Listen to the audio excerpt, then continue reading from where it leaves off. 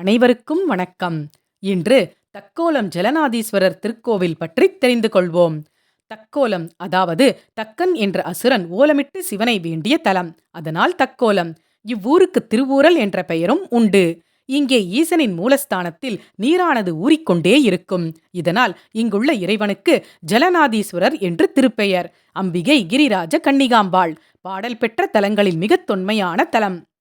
ஈசனின் அனுமதியின்றி தக்கன் யாகத்திற்கு சென்ற பார்வதி தேவியரும் தான் செய்த தவறை உணர்ந்து அதற்கான நிவர்த்தியாக இங்கு வந்து மணலால் சிவலிங்கம் பிடித்து வைத்து ஆராதித்தார். அப்போது அவர் பக்தியை சோதிப்பது போல் 6 வெள்ளப்பெருக்கு எடுத்து லிங்கத்தை அடித்துச் செல்லத் தொடங்கியது. அம்மையார் தம் 2 வளையற் கைகளால் கட்டித் தழுவி வெள்ளத்திலிருந்து அந்த சிவலிங்கத்தை பாதுகாத்தார். இதன் காரணமாக இந்த சிவலிங்கத்தின் மீது அம்மையின் வளையல் தழும்புகளும் முளைத்தழும்புகளும் படிந்தன. இவ்வடுக்கள் இன்றும் சிவலிங்கத்தின் மீது காணலாம். இக்கோவிலில் விநாயகர், சுப்பிரமணியர், சக்தி விநாயகர், நந்திதேவர் அமைய பெற்றிருக்கின்றனர். வெளிப்பிரகாரத்தில் கிரிராஜ கன்னிகாம்பாள் சன்னதி அமைந்துள்ளது. இத்தலத்தில் அம்மையை முதலில் வழிபட்ட பின்தான் அப்பனை காண வேண்டும் என்பது ஐதீகம். இத்தலத்தில் அருளும் தட்சணாமூர்த்தி தனி சிறப்பானவர். பொதுவாக எல்லா சிவாலயங்களிலும் தட்சிணாமூர்த்தி தியான நிலையில் ஆலமரத்தடியில் உபதேசம் செய்வது போல் குரு ரூபமாக அமர்ந்திருப்பார். ஆனால் இங்கோ இவர் ஆதி தட்சிணாமூர்த்தியாக அமைய பெற்றிருக்கின்றார். தியான திருக்கோலத்தில் சின்முத்திரையுடன் வேத சுவடுகள், அக்னி, ருத்ராட்ச மாலை ஏந்தி எழுந்தருளியுள்ளார்.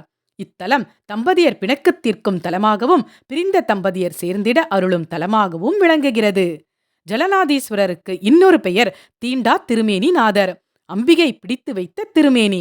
அதோடு வெள்ளத்தில் இருந்து காத்திட அம்பிகை ஆலிங்கனம் செய்து தழுவிய திருமேனி. எனவே இங்கே சிவசக்தி ஸ்வரூபமாக இந்த லிங்கத் திருமேனி கருதப்படுகிறது. அம்மையின் ஸ்பரிசம் பெற்ற லிங்கத்தை தொட யாருக்கும் உரிமை இல்லை என்பதால் அர்ச்சகர்கள் கூட லிங்கத்தை தொட்டு பூஜைகள் செய்வதில்லை. ஆவுடைக்கே ஆராதனைகளை செய்கிறார்கள். சிவசக்தி ஸ்வரூபமாக இருப்பதால் இருவரின் அருளும் ஒரு சேர கிடைக்கும் என்பது நம்பிக்கை.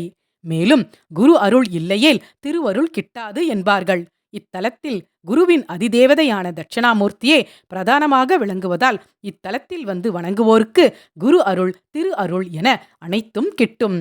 அவர்கள் வாழ்வில் எல்லா நற்காரியங்களும் கைகூடும். ஞானமும் கல்வியும் சேரும். வெற்றிகள் தேடி வரும் என்பது ஐதீகம். மேலும் பித்ருக்களின் கடனை நீரினால் மட்டுமே தீர்க்க முடியும். இங்கே இறைவன் ஜலநாதீஸ்வரராக அருள்வதால் இவரை வணங்குவது பித்ரு சாபங்களையும் போக்கும் என்பர். நீங்களும் இத்தலம் சென்று வணங்கி வாருங்கள். உங்கள் வாழ்வில் ஜலநாதீஸ்வரர் அருளால் வளமும் நலமும் சேரும். வாழ்க்கை மணக்கும். ஓம் நம சிவாய. நன்றி. வாழ்க வளமுடன்.